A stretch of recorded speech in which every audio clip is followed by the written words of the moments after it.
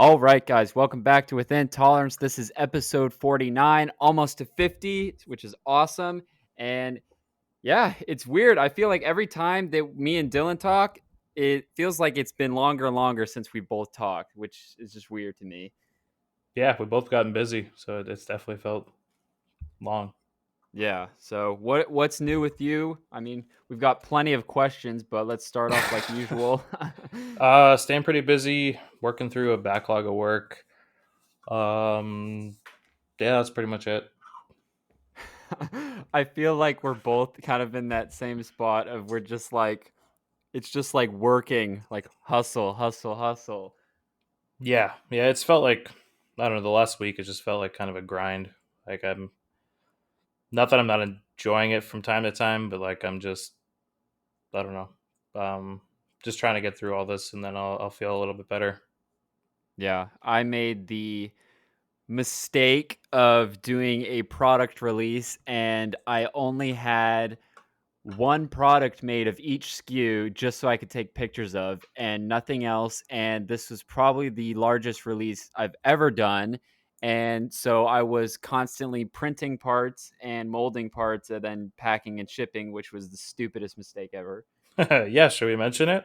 Yeah. Yeah. So congrats on your collaboration with Grimsmo. Yeah. So, kind of backstory on that. Long story short, me and him were messaging, and I threw out the idea. I was like, I really like that concept of you doing this pandemic knife. I think that's really cool. What if we include a pandemic Lego figure with each knife? And he's like, ooh, I really like that idea, but we've already sent out a couple of them. And I'm like, shoot. And we talked and we're like, you know, you could send it out to the people like in a separate package, but then we were both kind of came to the conclusion it's like consistency is key. That's what we call irony right there. Yeah, seriously. Um, and so, but getting them out, in the same package would have been best. And so we are like, how about this? We just put them up for a limited time. He's like, put them on your website and, let's see what we can do. And, I think it's a really cool way. And this is kind of our discussion was it's a cool way to get in on kind of like the Grimsmo brand, but not have to spend as much. Um, Obviously, all the hardcore fans are getting these to pair up with their pandemic knives because, like he was telling me, he's like, people are going crazy for those, which rightfully so. I think the pattern they did on those things is awesome. I think Um, it's the best looking Norseman they've ever made. I think that, yeah, that stone pattern that they do on top of the knurling or whatever you want to call it is like so striking and it just looks so good. Not that I don't like the way their knives look normally, but I think it's by far the best looking one they've made. yeah, I think it's really cool. And I don't think anyone picked up, and I need to talk to John if he even picked it up. But on the packaging, if you noticed in the background, I have the honeycomb pattern, and then on the pandemic one, I have that cobblestone pattern in the background, and that was on purpose. Oh, that's Um, awesome. I didn't notice that. yeah, I'll have so to go back and check.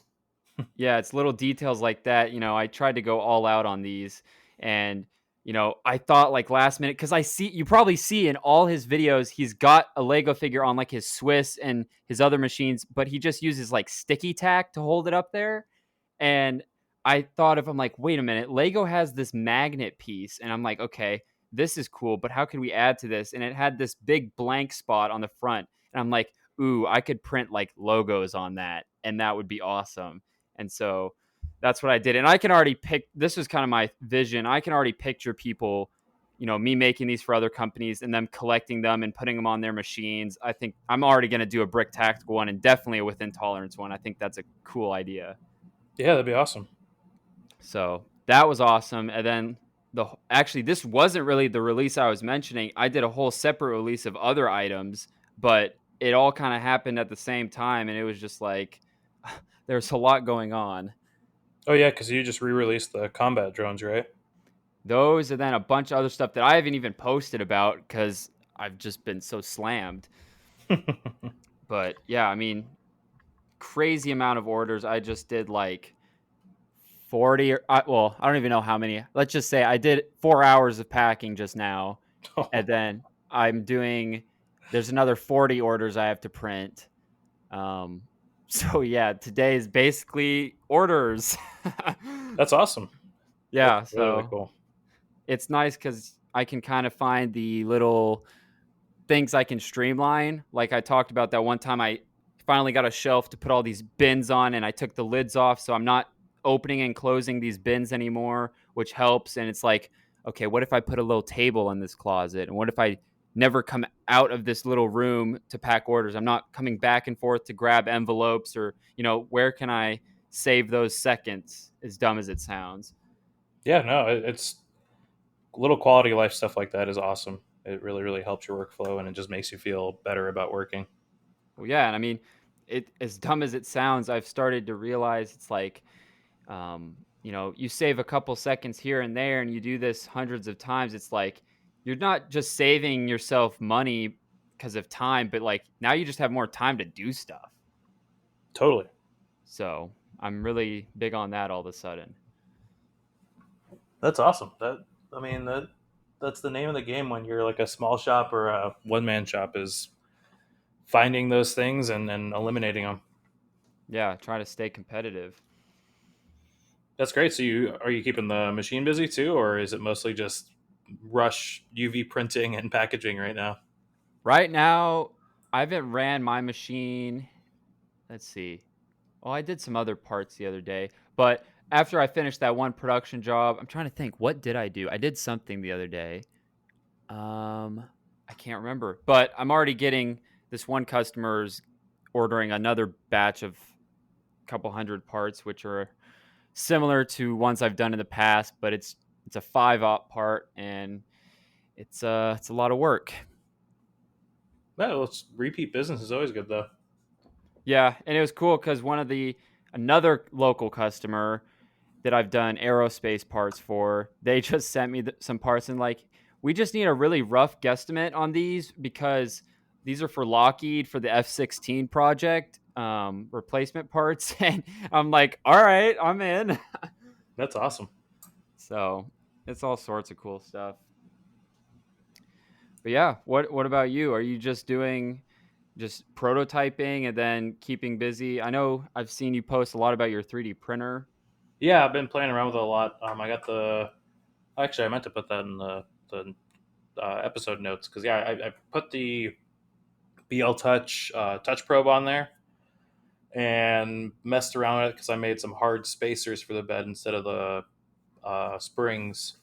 And so my spacers are all within 5/10 of each other. And so I was like, oh, of course the bed's going to be level, but like the bed isn't level on the bottom, and the way it attaches to the Y rail is nowhere near flat. And so like it's just it's so out of flat that the BL Touch can't even account for it. Oh wow. Uh, so I am redesigning the y-axis carriage right now, and probably will have something done this week on that.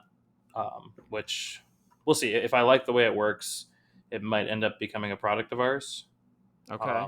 Just because it'll definitely it should be lighter and better than the stock one, and allow a lot more rigid adjustment that hopefully shouldn't move on you. But we'll see. Yeah.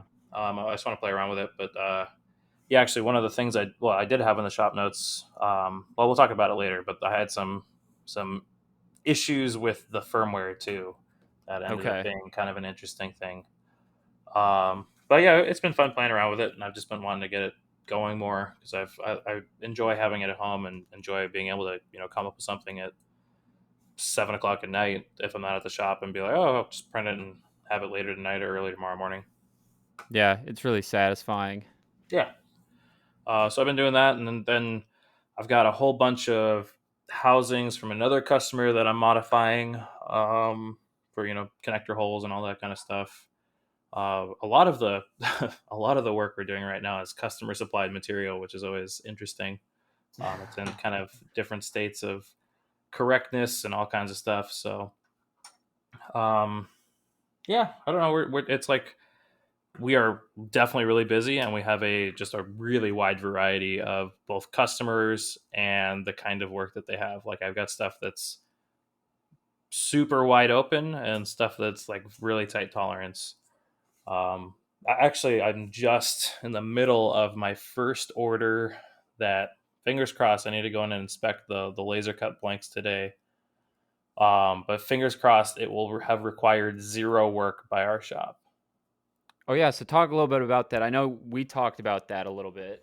Yeah, so the part is like super simple. It's more or less like a flat washer style part, and then it needs a type of, I can't remember what metal plating it requires, but the tolerances were loose enough, and like we just are developing a new laser source in town, and so this was like a perfect low cost test for them and test for us, and to see if it would work out. So Brad picked up the parts today. I'm gonna go in after this and inspect them, and as long as they're all in tolerance, um, Within tolerance. Let's yeah, go, baby.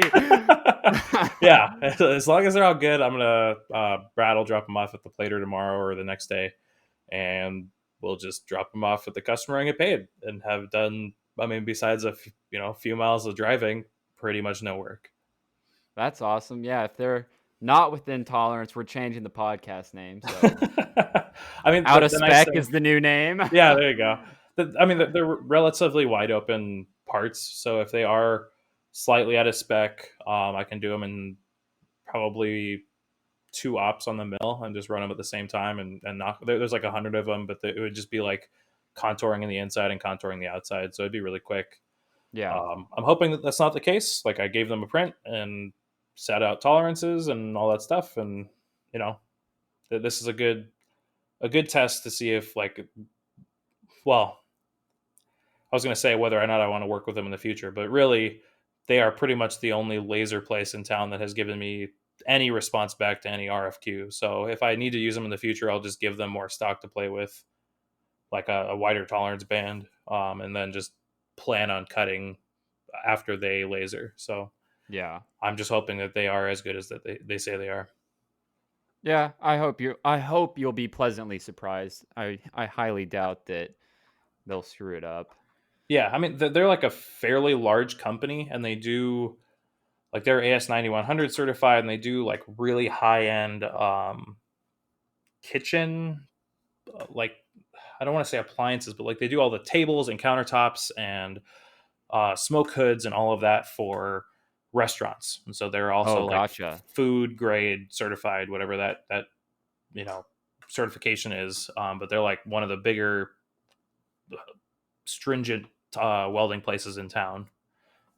So Yeah, you'll be fine. yeah, I think they will probably have done great stuff. And it looked like their laser was relatively new. Like, the whole reason I found out about them is that they sent an entire folder, like a, not a manila folder, but like a printed folder that had all of their AS9100 cert, like certificates in it, and two or three branded brochures by both, it both said their company name and the company name of the laser that they own, and like set all the specs and all that stuff. So like they really heavily invested in advertising it. So we'll see. Yeah, I think that'll be a good little, contact for you. Yeah, yeah, it should be a lot of fun. Um, yeah, so that's. Oh, and then I am nearing completion of the through spindle coolant upgrade. I got the pump and the motor together yesterday, and the regulator. I figured out that I need a few more fittings, so I'm going to order those from McMaster tonight or tomorrow, and the wiring, and then get it all plumbed up and go. That's gonna be really nice. I had a guy reach out to me on, I think it was, yeah, Facebook, and I haven't read the messages yet, but talking about the washdown hose or like washdown system, and that's something I really should be ordering stuff for that because I'm probably not going to be machining anything this week, and that was kind of planned. And if I could get that hooked up, that'd be sweet. Yeah, yeah, you need that. Seeing how like terrible the chip buildup is in your machine, and there was one or two other ones that popped up on the Discord, and it was like, that is like one thing Haas really needs to focus on. Like, it sounds like the UMC 500 has really good chip control in Yeah, relation to their VMC series, but yeah, it's you gotta have some washdown lines or something. I mean, that's just crazy. Somebody was saying on the Discord that like they ran a VM6 or VF8 or something like that in the past, and that the parts on there would produce so many chips that one time they had them build up behind the y-axis and actually cause an error. I've heard of that. Yeah. So yeah, I definitely think it'd be worth your time. Just again, so you're not sweeping chips. Yep. And that's the problem is if I have a wash down, if it's roughing and the chips are heavy or whatever, it's still going to wash them away. It's when, I don't have it now and they pile up and now it's this, 10-pound pile of chips in the all four corners, that's where a wash down wouldn't matter, or wouldn't do anything. But if you prevent that from the first place, it's just going to wash everything out. Totally. Yeah. So yeah, I'm hopefully gonna tackle that soon. Yeah. Yeah. It hasn't been too bad with the through spindle because like the machine's already plumbed for it. It's just adding the pump, the regulator, um, and like some fittings to like plumb into the sump and then a return from the machine. So like it seems, I don't know, it's weird. Like the brother Facebook group has a pretty good write up from Austin from Entirely Crimson, and but like it sounds like his machine maybe came with different fittings than mine. So I've been talking to him, and then Joe from TDC Manufacturing has been a super big help on it because he just recently did it. And then John McClure from High Tech Machining on Instagram has also, he was like I think one of the first ones to do it. So Okay. it's nice to have like a decent community around the brother machines and all that. Yeah, I'd rather be in your position than the person that did that first. Yeah, yeah, exactly. And I know that the machine's good for 435 psi, and so I have a gauge that goes up to like 1,000 psi, and so I'll be able to dial it in really quickly. And yeah, should be off to the races, which is just in time. I've got some that new customer that we finished their first order last week or the week before. They've got a lot of titanium work coming our way. It sounds like so. The more through spindle stuff I can have, and the better hole drilling capabilities I have, the better. Yeah, that's good. Yep. So I guess is there? You have a couple notes here. It looks like. Yeah. So I wanted to go back because when I first got those GWS Illumigator finishers, I was like, I don't know if they're like all that worth it. But in testing them some more now, I'm like blown away by how great the finishes are off of them. So I wanted to make sure that I went back and said that. I think I'm gonna buy a Destiny uncoated three flute Viper in 3/8, same length of cut as my GWS one, and maybe buy a brand new Illumigator one, and then do side by side testing because I want to have either a part or like a series of parts that I can go back to and be like, this is why I use this end mill, and like have some actual data. But like I'm so shocked at some of the finishes that come off of that end mill. That I can run it fairly quick, and I still get like mirror finishes almost on the sidewall. Yeah. Actually, speaking of end mills, I had a weird experience when I was running this last production job that I don't think anyone's going to be able to help me with, and it doesn't really matter because it's over with. But it's just weird. So I had a, let's see, 3/16 three flute coated helical end mill, Hmm. um, and it was 3/4 length of cut. And this was the one that me and you talked about. I was slowing down in the corners because it was taking like the full radius. Um, so it was weird. I broke one of them early on when I started running parts, and I was like, okay, no big deal. Like, this has been in the machine. I made all the tooling and soft jaws with it. Like, maybe I abused it. Like, no big deal. And I replaced it, same tool, and ran it. It lasted like 40 parts and then broke. And I was like, okay, that's weird. And then I had ordered some uncoated helical tool, same tool, just uncoated, and it was Hmm. like $15 cheaper, Yep. and ran the rest of the 225 parts just fine. Yeah, that makes total sense. Why? Coated tools are always going to be duller than non-coated tools. Okay, I was wondering about that. Yeah, because the coating actually builds up on the cutting edge and like rounds it off a little bit. So I've Okay. been changing out to only coated, well, for aluminum, let's specify that, but for aluminum, only coated roughers. Because like on the Got it. rougher, you're already using a corner radius end mill. It can be a little more dull as long as it doesn't chip weld while you're going, you know, hogging really fast. But finisher is always going to be, well, 90% of the time going to be always better uncoated. Okay, and that I guess that makes sense because I remember 6 months ago I had some coated tools and I was feeling the edge, and I'm just like these just seem dull, like they don't seem sharp at all, and I guess that is why. Yeah, I can't remember if it's like Harvey that has a tech write up on it or somebody else, but they've got even, I can't remember if they were drawings or if they're electron microscope pictures, but yeah, it just builds up and rounds over the corner. And like that's also a super, well, not super long, but that's 4 times diameter too. So it's like Yeah, getting into the realm of you're going to have start having some issues without slowing it down. yeah, it was just weird because I didn't change the program at all. I just swapped the tools, but I guess that just kind of proves the point that yeah, Yeah. Yeah. uncoated It for the just, win. it's duller. So it'll push off the wall more, leading to more, radial tool pressure and just eventually break. Okay. Good to know. And yeah, I was talking with Nick and he's like, "Yeah, I've been buying a lot of the uncoated stuff too just because of the cost difference."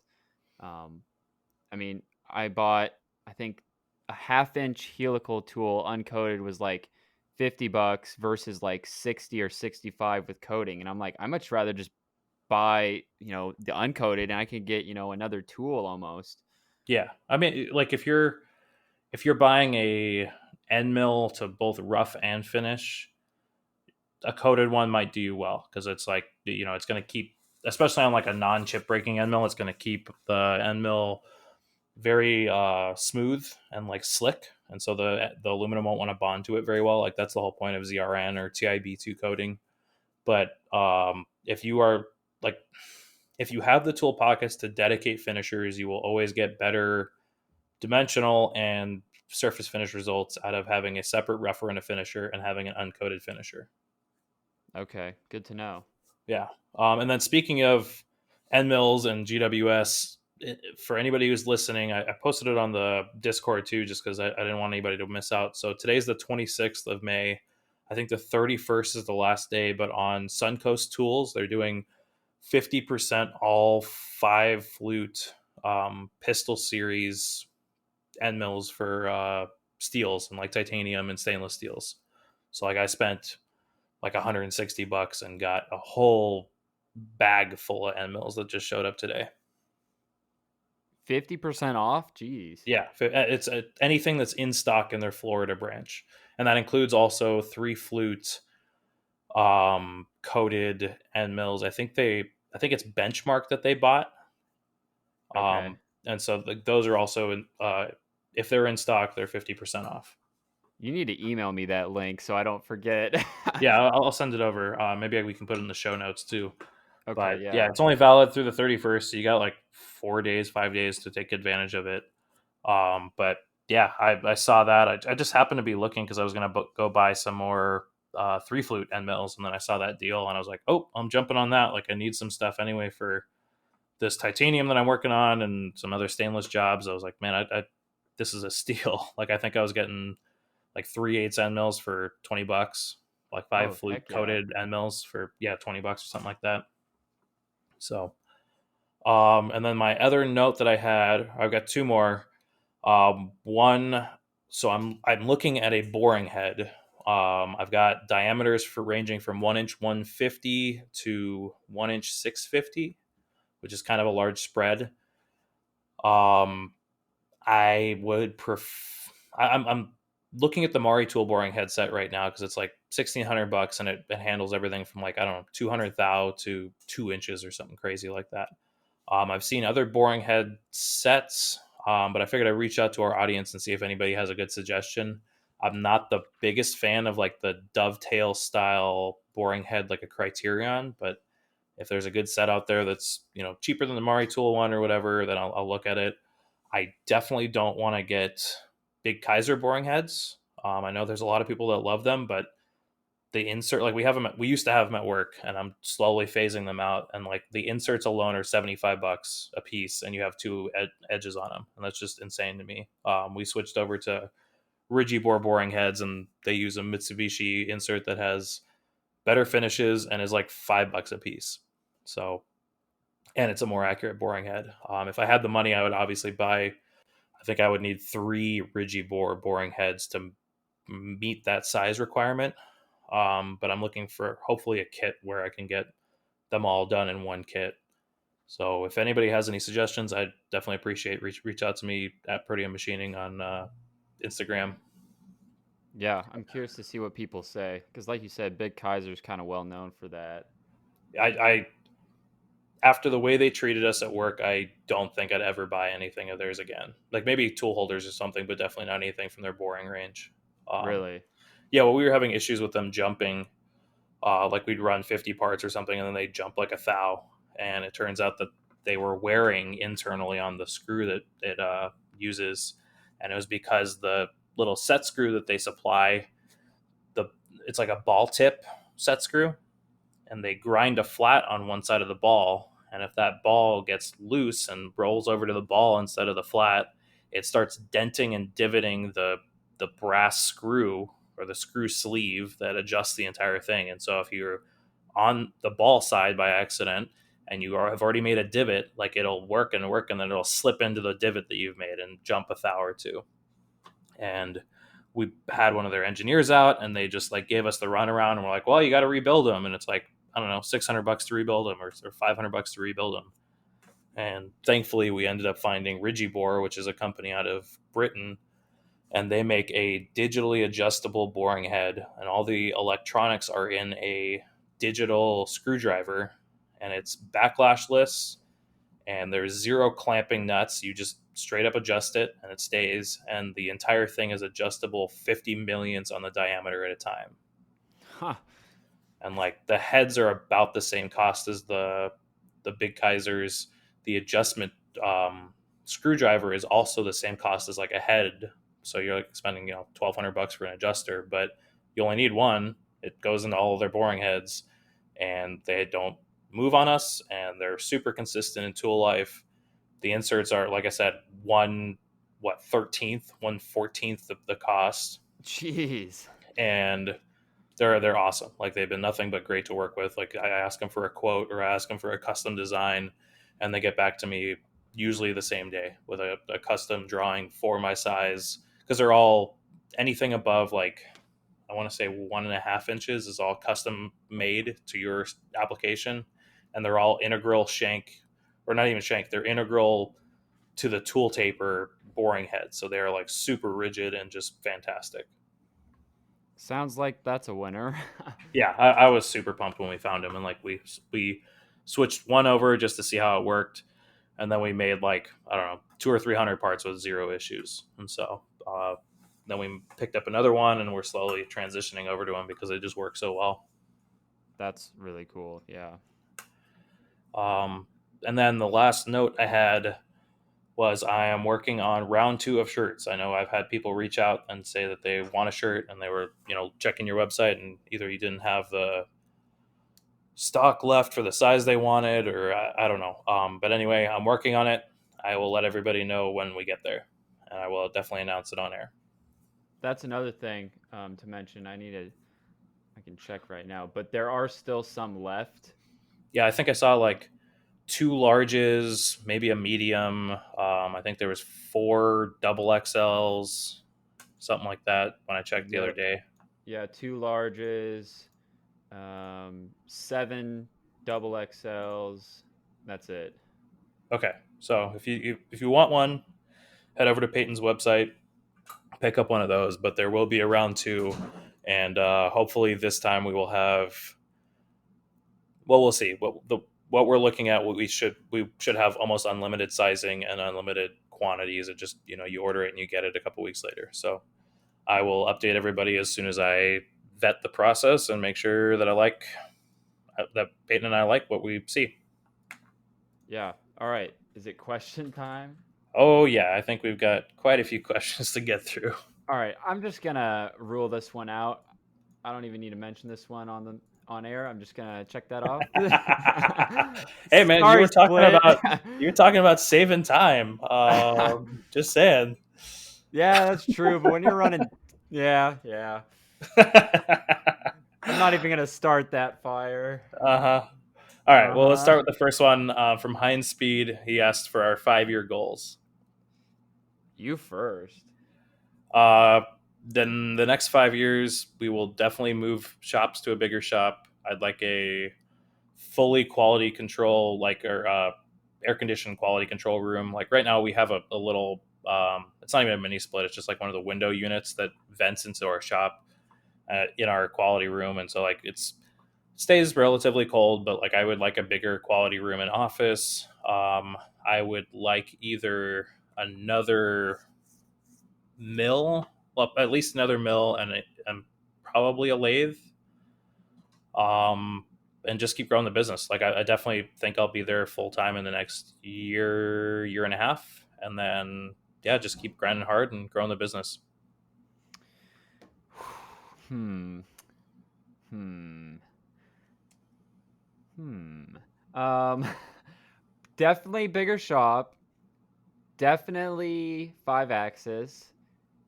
And I've always wanted a Swiss machine. I've just always wanted one.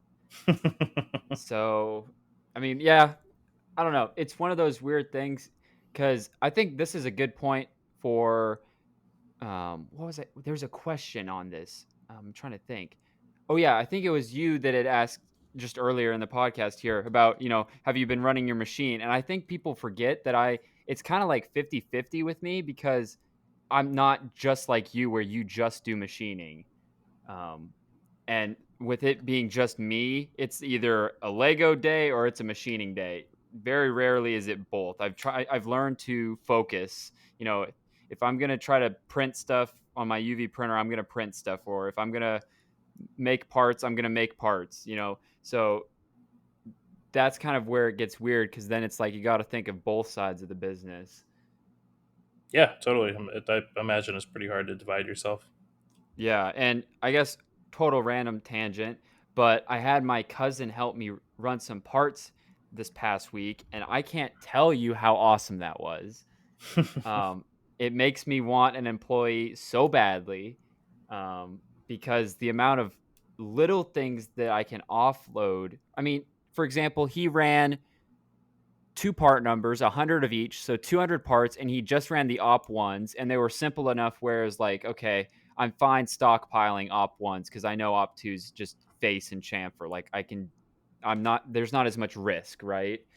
Right. Um, and he came for 2 days and did that for like 6 hours each day, and I paid him a really nice hourly rate. And I was able to go to the bank, do some invoices, quote, do some UV printing, all these little things that he can't do.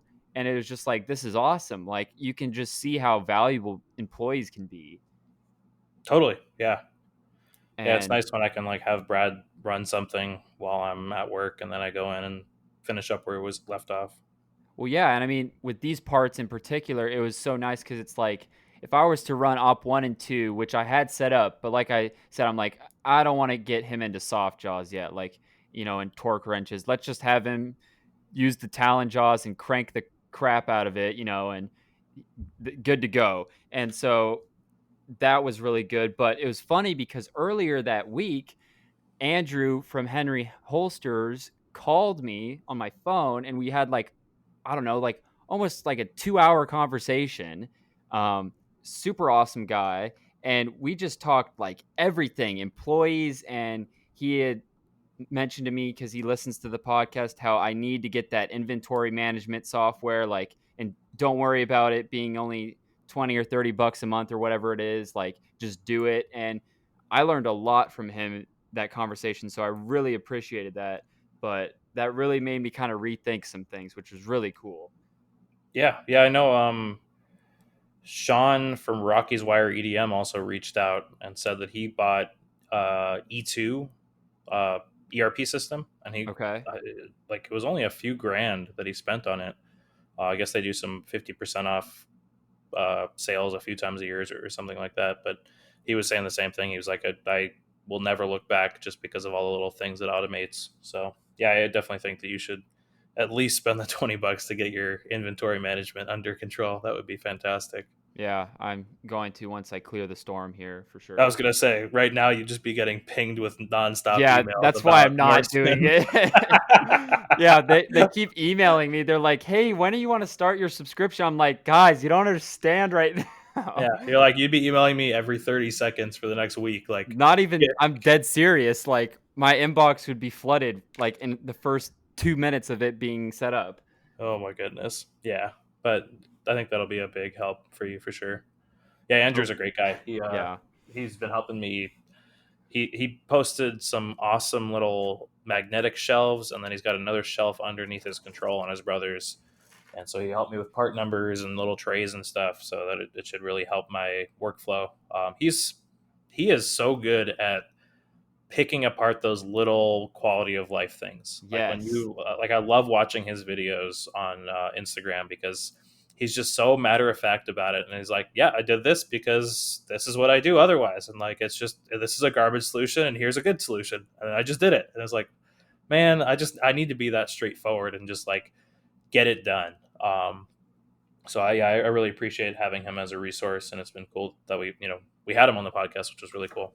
Yeah, and I learned before I had my cousin come help me, I was like, okay, after talking with Andrew, we kind of agreed that like for employees, it's best to like eliminate all potential issues that aren't their job, at least for starting employees. And it's like, so I'm like, all right, I'm going to top off the coolant. That's no longer an issue. I'm going to like take this other vice handle that also works on the orange vice, but I don't want him to use this because he could over torque it. So I'm just going to hide this for the day. So he has no idea that exists, like things like that. Yeah, Um, totally.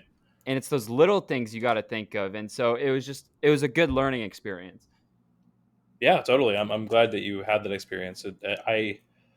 I've thought about talking to the school I went to and see like if they would have any, if they wanted like people to come out and just like intern for a day, for the same reason. Like it would be good.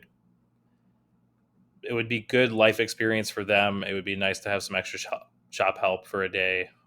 So we'll see in the future. Like, talking to Jeff last week, talking about, the more you invest in your local community college programs or technical schools or whatever, like you're just helping train your future workforce. So I think that would be really cool to be able to have a symbiotic partnership like that with my local school. Yeah, definitely. All right, on to the next question from DM Ron 101. He says, "Help me settle a debate. Uh Are oh. dedicated fixture makers real machinists, or are they playing at engineers?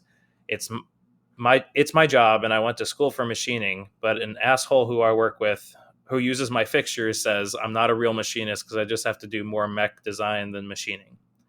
Um, I would tell this guy that he can't make good parts without your fixtures. So who's the real machinist? Yeah, seriously. I got this, and I wanted to respond immediately in DM, but I was like, no, like this, clearly this is bugging him, and like I can't believe that your coworker, like, he better be joking and not just be an a hole, because like for you to be like, "Ha, you're not a real machinist," and then to take a fixture from your hands and go and try to make parts, like clearly we all know who the real machinist is here.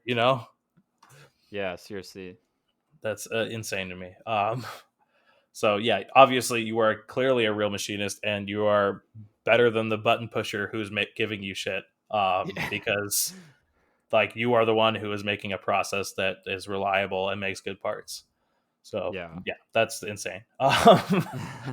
Stiffy84 asks, "Can you please talk about deburring? What tools they use?" And so at first when I saw this, I was going to respond and say like, "Well, just listen to the last episode. Go look at the video on our Instagram." But I think he was talking about, or at least I'm hoping he's talking about CNC tools. I think I said Stiffy84, yeah, on Instagram. So as far as CNC deburring tools, what do you use?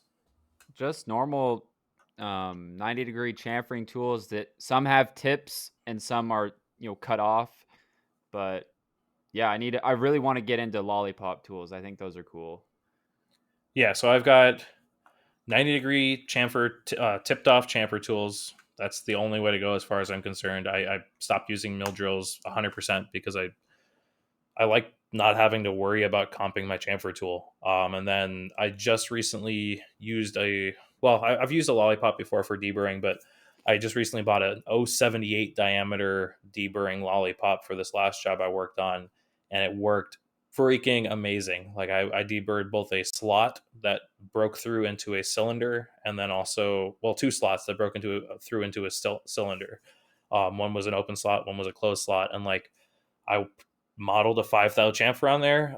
It took some surface work to get a really nice surface that Flow would like, but when I got it, it just like every single part came out perfect, like zero hand deburring. And then I have two of the Harvey backside deburring cutters, which are more beneficial in some areas than the dual angle chamfers because the neck is thicker. Like you only can chamfer up to, I don't know, 10 thou or something on some of them, but the neck to cutter diameter is like, I don't know, 20% bigger or 30% bigger than the double angle cutters. So you can run them a little harder and you don't have to worry about them as much, but they only chamfer one side of the hole. So I think I've got two or three of the double angle chamfers too. But I ended up, the first time I bought them with like super long necks because I was like, oh well, this way I can use it on everything. But really, what that means is that I have to slow it way down. Like the 1/8 inch tool I have has like maybe an inch long neck, and so to run it appropriately, I have to run it like 1500 RPM. Otherwise, it just chatters and makes a horrible finish. Even cutting a 5 thou chamfer. So Yeah. definitely spec, if you're gonna get double angle cutters, spec them out to like the part you actually need them for, and don't just try to like, oh, this is a catch-all for every part, because it's not. It just ends up sucking. So Yeah. I think those are pretty much all I use. I've used one of the Cogsdill deburring tools, like the ones with the retractable insert. Have you seen those? Uh, It's got like yes. one insert with two chamfers on it, front and back, and so like it chamfers the hole, and then And it just eventually it goes gets to, back into the rod or the shank. yeah, and then you plunge through and then come back up the other way, and it chamfers the back side of the hole. And I've used those at work, and they work pretty well. If you've got really tight chamfer diameter callouts, they don't work amazing. Like you kind of have to fudge around with them to get them to work, because like you have to adjust the tension on the insert. Oh, okay.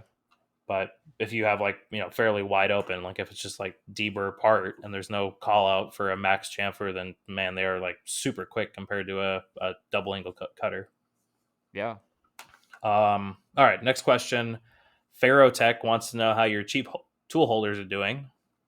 Haven't tested them, to be honest. I kind of figured. Um, I so did yeah. use the cheap collet, and that worked great. Oh, nice. Yeah, $3 ER32 collet worked fine. That's crazy cheap. Yeah. Actually, in that sale from Suncoast Tools, they had ER16 sealed like through spindle coolant collets, and I think I got a 10 set for $100 or Whoa. $105 because they were on, like, if you go to Suncoast Tools, they have I keep wanting to say closeout, a liquidation tab, and like Okay. there is like tools in there that are crazy cheap. Like I got those collets. I sent some over to Dan Rudolph because they had like a million like micro boring bars for 10 or $15 a piece. Jeez. It seems like anything that doesn't sell in like 6 months, they just throw into liquidation, and it's insanely cheap. So I've Danny's spent. over there with his new Lista cabinet just stocked.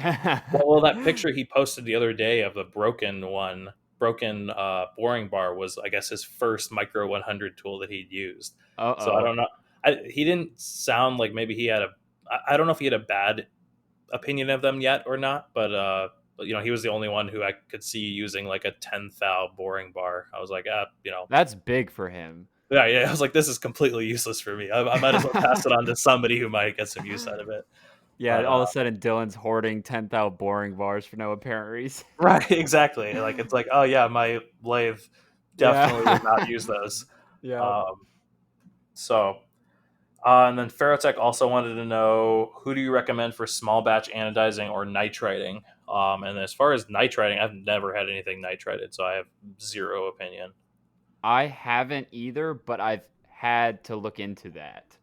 Um, and I just looked up on Google, and there's some big name companies it seemed like, but I never went through with it. So yeah, anodizing. Normally, I have my customers deal with that.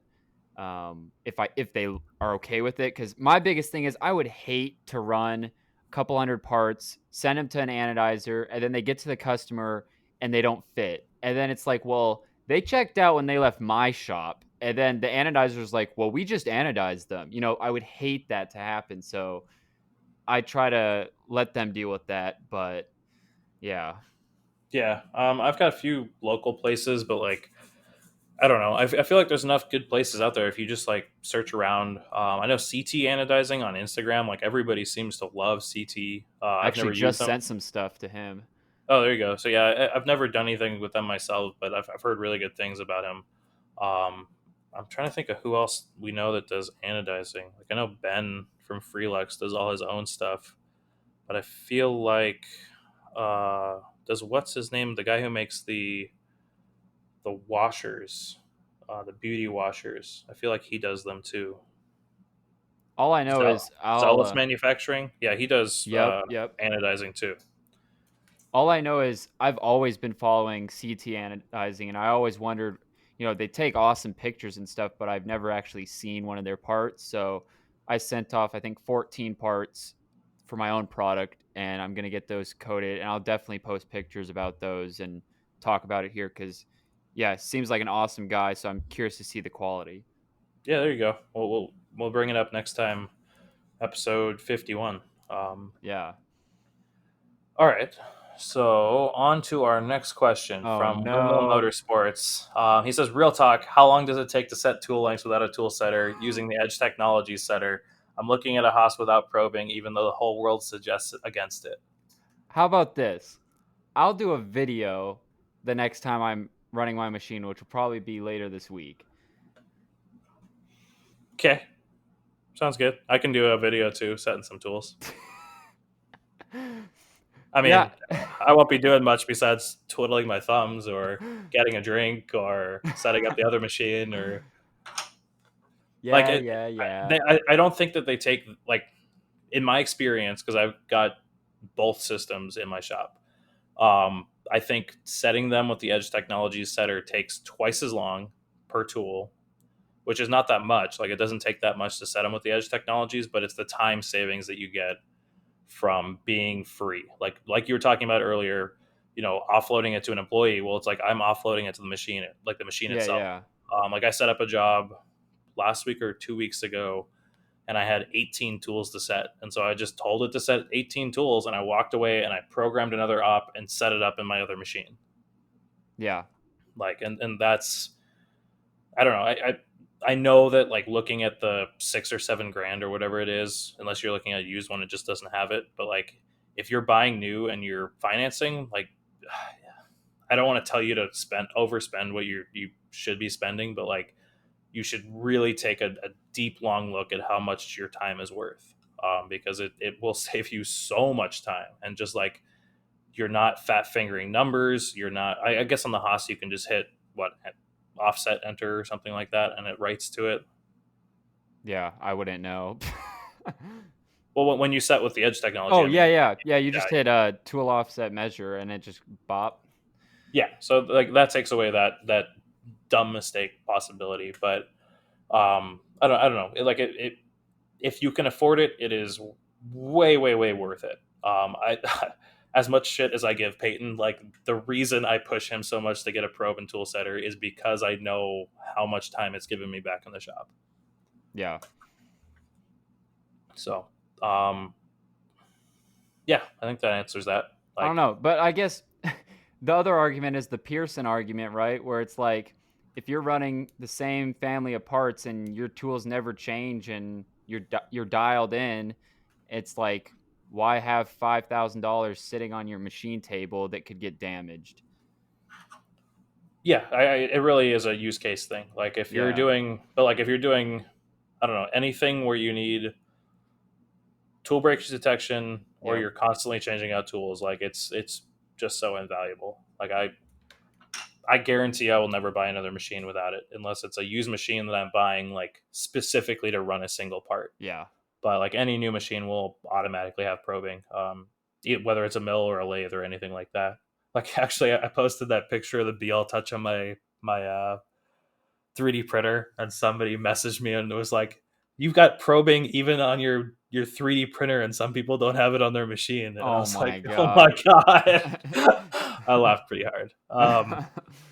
So anyway, that's that. Like, if you want to film the video and I can film a video, we can show it. Like it's really not that bad setting it with like a table tool setter, but it is more work, and you have to be in front of the machine. That's really what it comes down to. Yeah. EDC Machining asked, with it becoming warm out, how do you deal with the heat? Do you have AC? I don't. I just have a fan that's mounted on the wall that's taking the air from inside my garage shop and going, just pushing it out. And then I also have just like a big box fan. But it honestly, it's been getting pretty warm here in Washington. And when it's like, I don't know, 80 outside, it's like 75 inside or something. It's not bad. Yeah, that's super nice. It was 98 today. It will be 108 on Friday. Fun So, with that. I'll keep um, my tool setter for my heat. yeah.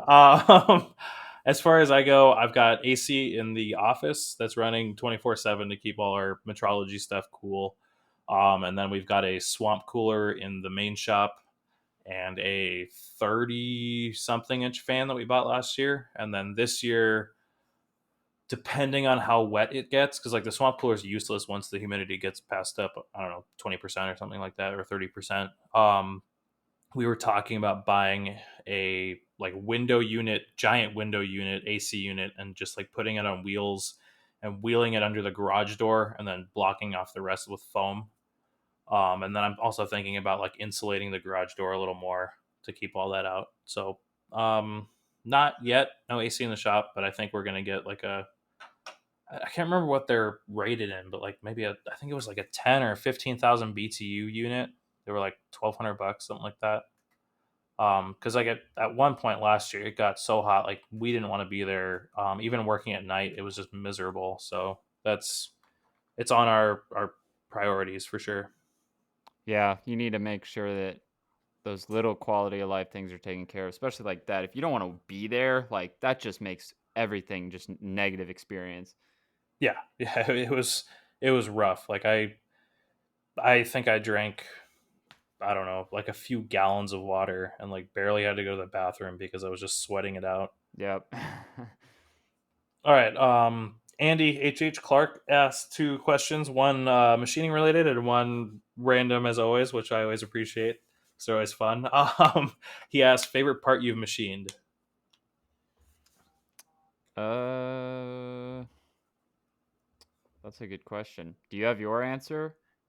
So yeah, I was thinking about this most of the day because, like, I think we talked with Jeff too. Like, there's a lot that I can't share that I find really cool. Like, I've seen parts on things that I'm like, oh, I made that, but like, I can't really talk about them. But parts that I've loved that I've machined that I can talk about and that I have shared, or is like the Autodesk trophy that we made and won with for the Cam Challenge 2 years ago now, three Yep. years ago. That was just like such a big learning experience and came down to like the absolute wire and it was just like an absolute blast. Like I still look back super fondly on making that. And like I'm not gonna spend the time making it again, but I would love to like make it again on the Brother and just see how much better it comes out. And then also like I love the little gifts that I've made for my girlfriend. So like her necklace hanger and her earring hanger that I made this year. Because it's always just like such a departure from high tolerance, high spec parts. It's like, oh, this is super decorative, and it's just like make a cool looking machine part that functions well and has like a cool gimmick. So those are some of my favorite. Yeah, it's hard, like you said. It's I understand it, but it's very frustrating that you can't talk about certain things because it's like I feel like if all of us could talk about what we work on, it would inspire more people to get into this. Oh yeah, and so that just makes it hard. But yeah, I mean, it's cool that the local companies I work with that do aerospace parts, it's cool to be able to say like, yeah, there's Black Hawk helicopters flying around with parts of mine that are, Right. and it's cool. It's one of the I guess kind of playing this question a little bit. One of the coolest parts was this lot of parts I did, but one of the coolest things about it was that the head engineer of the company stopped by to pick him up, and I've become good friends with him. And he told me, he's like, Peyton, in 30 years of doing this, out of because they have to check every dimension because I'm not ISO and they are, so they have to confirm each part, every single dimension. Yeah, And you're like a third tier supplier or something like that. yeah, and there was like 9 part numbers and like 50 of each. So do the math, however many dimensions on each one of those parts. But he's like, in 30 years of doing this, you nailed every single part. I've never seen that before. And I was like, okay, that hard work was worth it. Like my pickiness and attention to detail paid off, and that's really cool. Yeah, totally. That's one thing that we really pride ourselves on too. Is like I think we've had maybe one quality issue in 5 years, and it ended up not even being a real issue. Like they were Yeah. like, "Oh, well, this technically wasn't on the drawing, but they should have been like this, but they're totally usable." I was like, "Oh, well, I'm really sorry if we need to remake them. It is what it is." But like they were totally fine with them. But yeah, we really strive to be quality nerds and get all that stuff as perfect as possible. Yeah. Um, and then Andy's other question was wallets, front pocket, rear pocket, and then do we have any wallets from Instant Machinists? You first. Mine is always in my right rear pocket.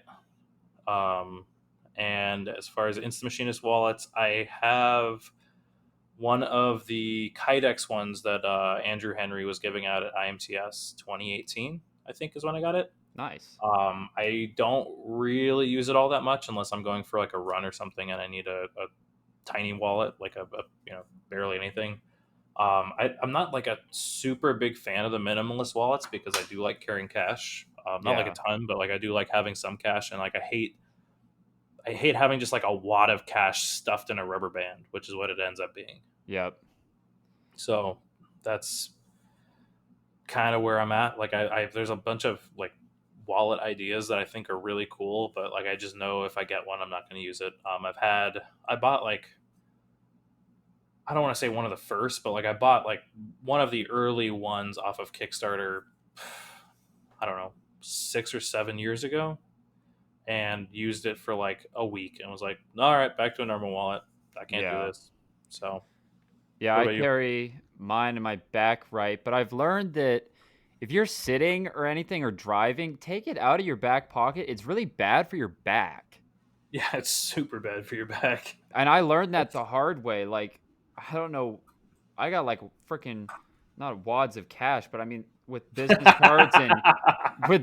cards and gift cards and credit cards and all the fun stuff that you carry in your wallet, it's like this thing's thick. Yeah, yeah, it's but I don't know. I've tried like in my front pocket and stuff, and like I've got other stuff in my other pockets, so that is just kind of where it's relegated to. Like my phone is in one pocket in the front, and then my knives and keys and jump drive and all that stuff are in the other one. Yeah. So And then any wallets from Instant Machinist? Nope. And pretty much for the reason you said, I just realized like, yeah, they're cool, but just not for me. yeah, yeah. Like I said, I use the one from Andrew. Like if I'm going on a run and I know I'm gonna like stop and get food or something, I'm like, oh, I'll throw $20 in my ID and a credit card in there, and like I'm good to go. But besides that, I like having, like you said, also I like having more than three cards in a single bill or something like that. Yep, yep. And then the last one is from Raven Rock Machining, and he says Herco VMI 30 or Akuma 460. I've got no experience with either of those, but I know I've heard great things about Akuma, but then also great things about Herco. So it's especially with Dr. Phil. So Yeah, I mean, I told him in DM, I was like, get the Akuma if you're going to choose between those two. Like Akuma's, I think their 460 is just like the 570 or 560, where it's like a dual column machine, and so they're like incredible with thermal growth. Like they account for it very well. They're super accurate machines. I've heard they have some issues with chip removal, just like a lot of VMCs seem to have. Yeah. Um, Personally, like I've never run a Herco, but I've never really been all that impressed with their control. Like I know, like Andy's got one. I'm sure he'll be mad that I'm saying this. Dr. Phil's got one. They do amazing work with them. But personally, like I've looked at it at the last two IMTSs. Maybe it was the salesman who was trying to show me around, but I just like I wasn't all that impressed with WinMax. It feels kind of text editor ish to Uh-huh. me. Um, like who was it? Donnie Flowers was running one of them for the GW Schultz demo, and like the machine itself seems like a beast. Like I can't remember which one they had. I want to say it was the BX series. It was like a 40 horsepower mill, and that thing was just hauling balls. Like I could not believe how aggressive it was. Yeah. Yeah, it was a BX series. But then every time I look at the control, I was like, I don't know. I don't want to look at that. Yeah, yeah, and I know that that's like a dumb reason. Like if it makes good parts, who cares what it looks like? But at the same time, if I'm spending my own money, like I'm probably not gonna buy that control, I guess. But yeah, I don't know. I don't think you can go wrong with either of them. It sounds like Herco does some crazy deals right now to get machines out, and I think Akuma does actually too. But personally, like if I was, let me put it this way: instead of the brother, if we were going to get a 40 taper, Brad and I had settled on getting a 560V. Yeah. So that's where I would put my personal money. Not to say anything bad about either of them, but my personal money would go to an Akuma. Yeah. I mean, your point is totally valid, being that, the whole control aesthetic and all that, because I was there. I mean, I had, and we still need to tell this story because I think it's a good one, is I had money down on a Doosan DNM 5700, but then I pulled back because I was like, I just want something I'm used to. I like the Haas, control. Nothing wrong with Fanuc. Fanuc's been around, proven it can make parts, no doubt, but I like Haas, like not a big deal. Yeah. Yeah, yeah. I think it just comes down to personal preference. I think I think Herco makes a great machine. It wasn't for me. So It's just like cars, right? Like yeah, I feel like these conversations are so, it's a weird conversation to have because it's like we're not trying to rat on people, like say like, oh, they're bad machines or whatever. It's all personal preference. yeah, It's the totally. classic, Apple or Orange, iPhone or Android, Mac or PC, like AK or AR, like it's the same thing.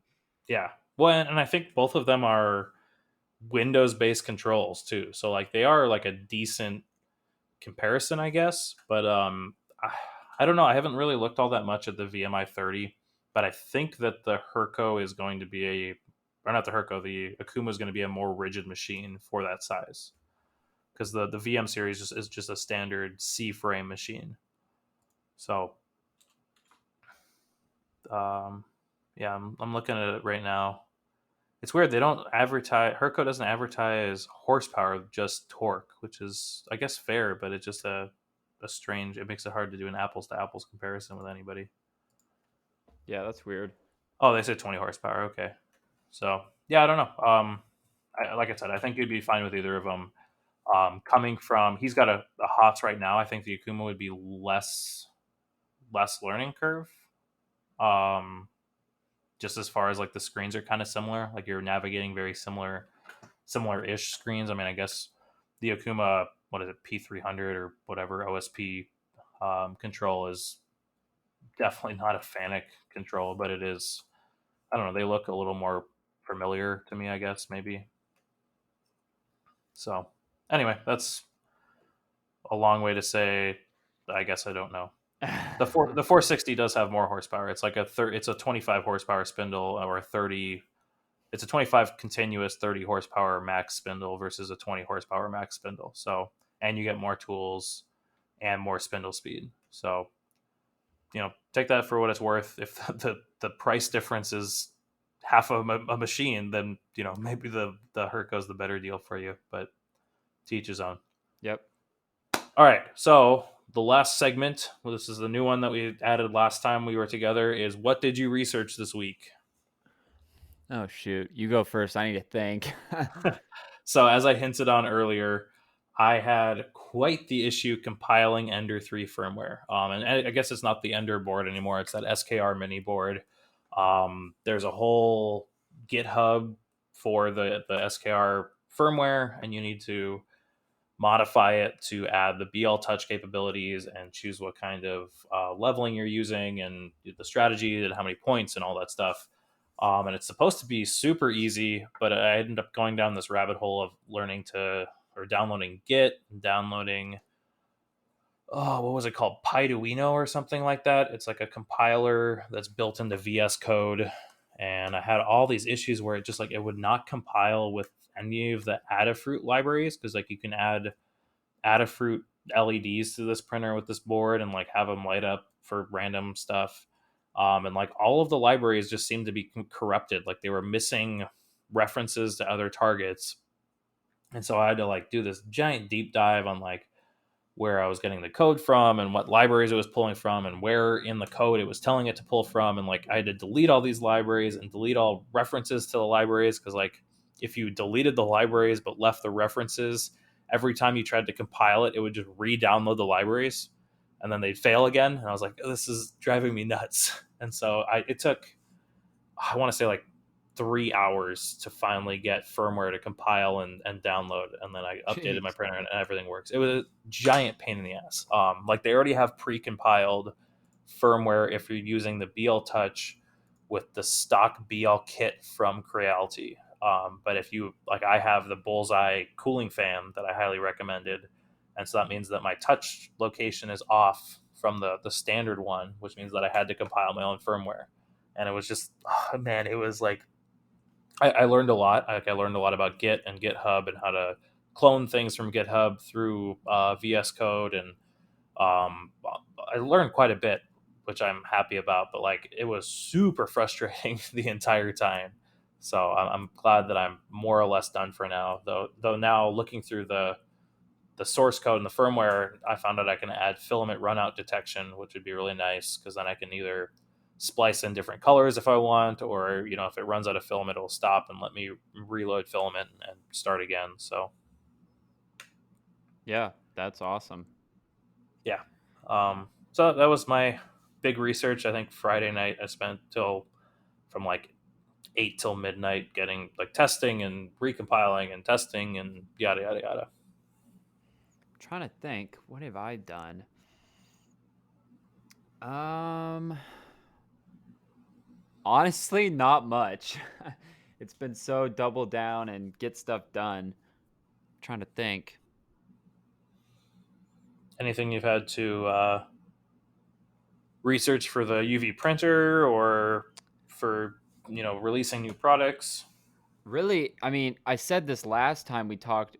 I said accounting software. I guess really recently it's just been that inventory management and how once I'm done digging myself out of this hole that I can implement that properly. Yeah, I mean, well, and it sounds like if it's built into your Shopify, that it should be fairly easy to go about, right?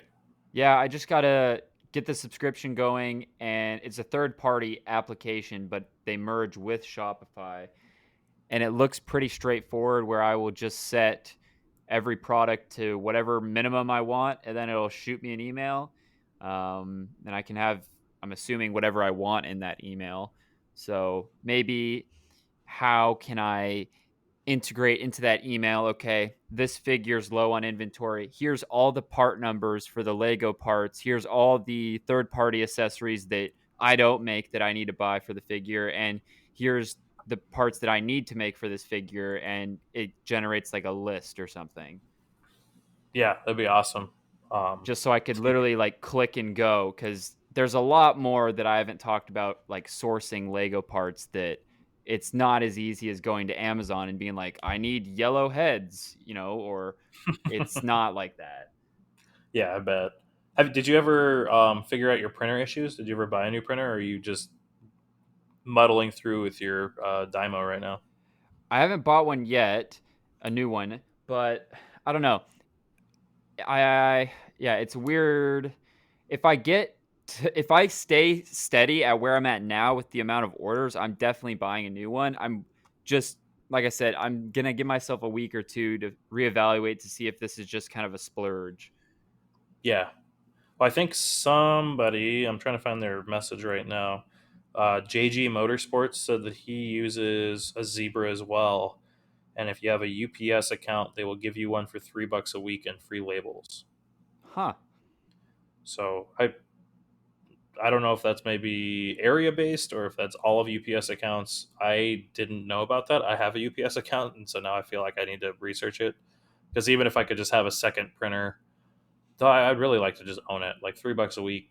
I guess that's only $36 a year, but still, I think I bought mine for $150 maybe, which is like a few years worth of Okay. renting one, and then I own it permanently.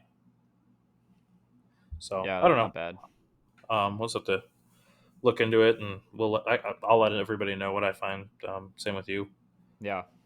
And then I still need to send stuff out, but quick shout out to TMS Titanium for sending us a little swag pack because we mentioned them when somebody was looking for some titanium. So I definitely wanted to give them a shout out. Yeah.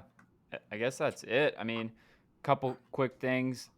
Couple t-shirts left on stock, new t-shirts on the way. And then check out the Grimsmo figures I did with him. I think those are all on my website. And yeah, Yeah, and then next week we've got Justin, aka the Cogwheel, who is part of the Home Shop Machinist podcast, aka the first machinist podcast, I'm pretty sure. dun dun So dun. yeah, it should be a really good show. He's a technologist, and if you don't know what that means, head over to his website, and he's got a whole write up on that. But he's really big into um, integrating solutions and things like that, and really knows his stuff. In addition to being a home shop machinist, he's got I think a Tormach or two. He's making a Kurta calculator, which is like my absolute mechanical porn. Like I have wanted one for years now, and they're just like so otherworldly expensive for just like something that would sit on my desk that I haven't really spent the time or money on it. Yeah. But yeah, it should be a great show. I'm really looking forward to having him on. I've been listening to some of their episodes recently, just going back because like I think they took a few month break, and so they just released a few new episodes. Yeah, it should be a lot of fun. So stay tuned next week, and then we've got episode 52 coming up in 3 weeks. So that would normally be a guest episode. I don't know what we're gonna do yet, but we'll Yeah. probably do a giveaway or something fun for our year podcast Yeah. We'll see what's anniversary. up. Alrighty, man. Well, keep kicking ass, and I'll talk to you later. All right. See ya.